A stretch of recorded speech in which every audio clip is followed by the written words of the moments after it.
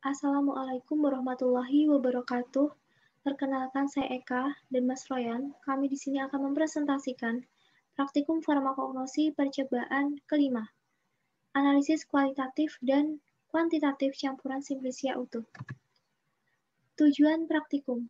Pada praktikum ini, mahasiswa dapat melakukan analisis kualitatif dan kuantitatif campuran simplisia utuh. Dasar teori. Obat tradisional terdiri atas campuran berbagai macam simplisia. Analisis mutu suatu obat tradisional meliputi analisis kualitatif dan kuantitatif.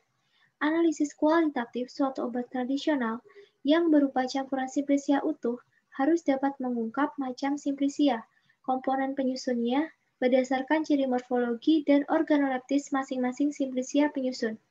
Analisis kuantitatif campuran simplisia adalah suatu analisis untuk mengungkap banyaknya atau persentase masing-masing simplisia penyusun.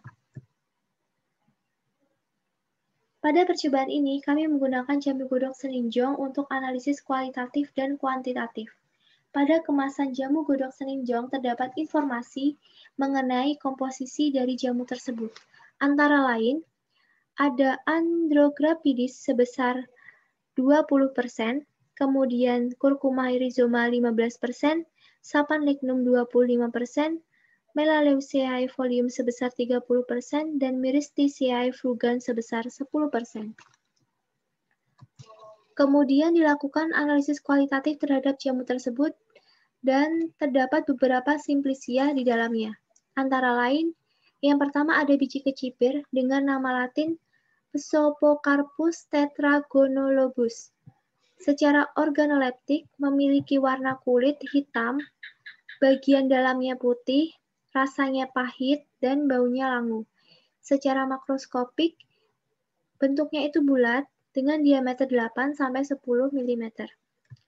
Selanjutnya ada biji kedawung dengan nama latin Parkiae semen. Secara organoleptik, warnanya itu hitam, rasanya agak pahit, dan baunya khas. Secara makroskopik, bijinya berbentuk bulat telur, pipih, panjangnya 1-2 cm, dan lebarnya kurang lebih 1,5 cm. Keras dan bagian tepinya halus. Kemudian kapulaga dengan nama latin Cardamomi fructus. Secara organoleptik, warna lapisan luarnya itu coklat muda agak putih gading. Kemudian bijinya itu coklat tua kehitaman dan rasanya itu pahit agak pedas serta baunya itu khas aromatik. Secara makroskopik, buahnya itu buah kotak sejati, jorong, kadang-kadang hampir bulat, mengembung atau agak keriput dengan panjang 1 sampai 1,8 cm, lebarnya kurang lebih 1,5 cm. Kemudian ada biji mahoni dengan nama latin Swietenia macrophylla. Secara organoleptik, warna kulitnya itu coklat. Bagian dalamnya itu putih, kemudian rasanya itu pahit dan baunya tidak berbau. Secara makroskopik, bijinya itu berbentuk pipih dengan ujungnya agak tebal. Kemudian ada cabai Jawa. Cabai Jawa dengan nama latin Retrofracti fructus. Secara organoleptik, warnanya coklat kehitaman, rasanya pedas, baunya khas aromatik. Kemudian secara makroskopik, buah majemuk berupa bulir, bentuk bulat panjang sampai silindris, ujungnya itu agak mengecil, kemudian permukaannya tidak merata dan bertonjolan tidak teratur.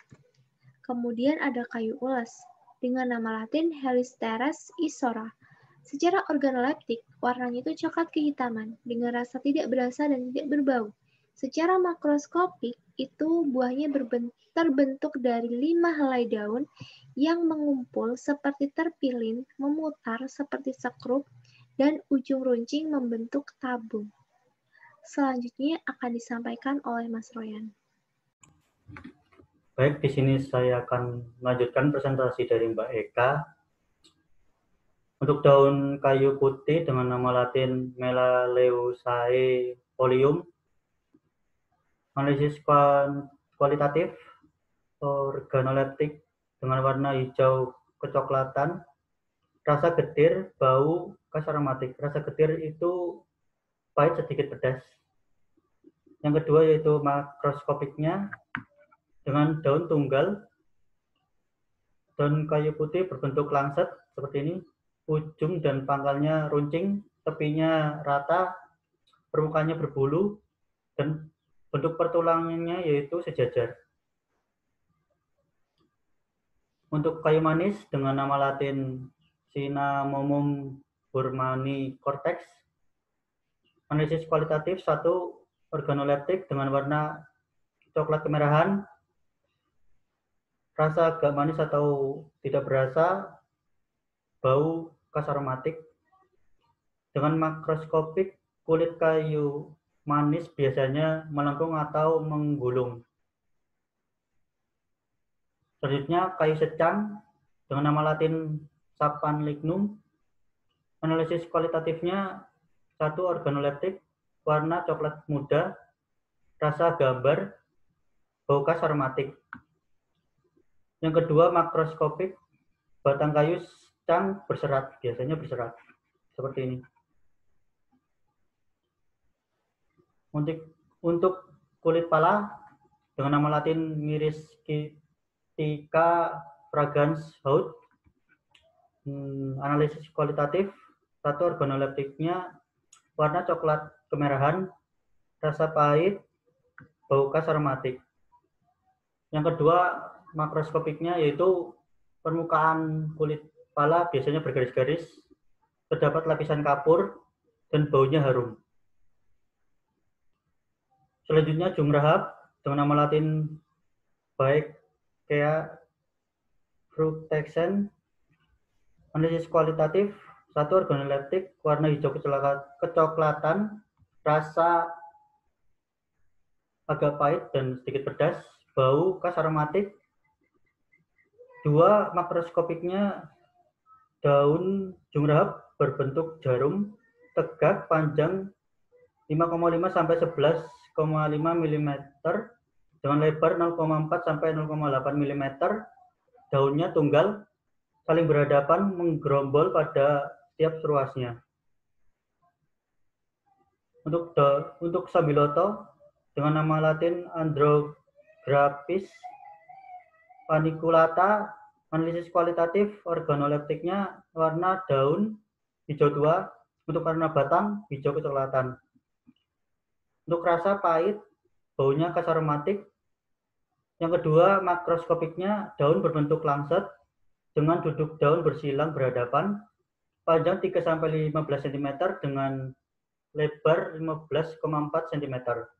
Untuk batang berbentuk segi empat dengan perjabangan yang letaknya berlawanan seperti ini.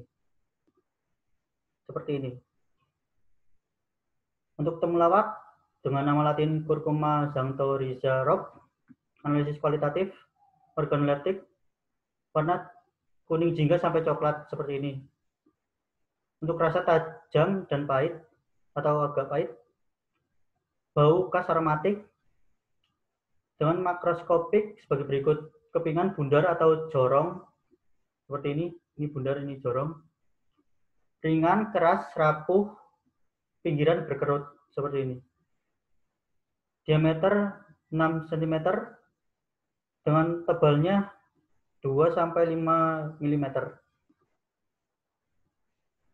Untuk analisis kuantitatif pada jamu godok Seninjong, 1, jungrahap dengan persentase 4,51, kapulaga 0,38%, kulit pala 2,52%, untuk kayu ulas 0,73%, untuk daun kayu putih 0,26%, untuk kayu manis 1,13%, untuk cabai Jawa 0,53%, untuk biji kedaung 0,77%, untuk temulawak 58,33%, untuk daun sambiloto 6,55%, untuk batang sambiloto 11,34%, untuk kayu secang 2,32%, untuk biji kecipir 0,64%, untuk mahoni 1,14%.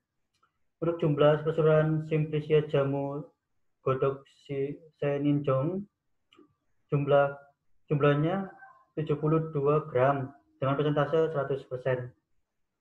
Untuk rumus analisis kuantitatif, sama dengan bobot masing-masing simplisia jamu dibagi bobot keseluruhan jamu godok dikali 100%. Ini adalah komposisi yang tertera pada jamu godok sinenjong. Yang nama simplisia sambiloto dengan persentase 30%, temulawak dengan persentase 15%, kasitang dengan 25%, daun kayu putih 30%, pala 10%. Jumlah campuran simplisia jamu godok sinenjong 72 gram dengan persentase 100 gram. Ini adalah lampiran penimbangan kami. Ini kapulaga, ini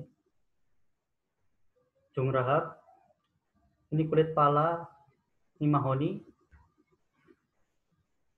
kayu manis, daun minyak kayu putih,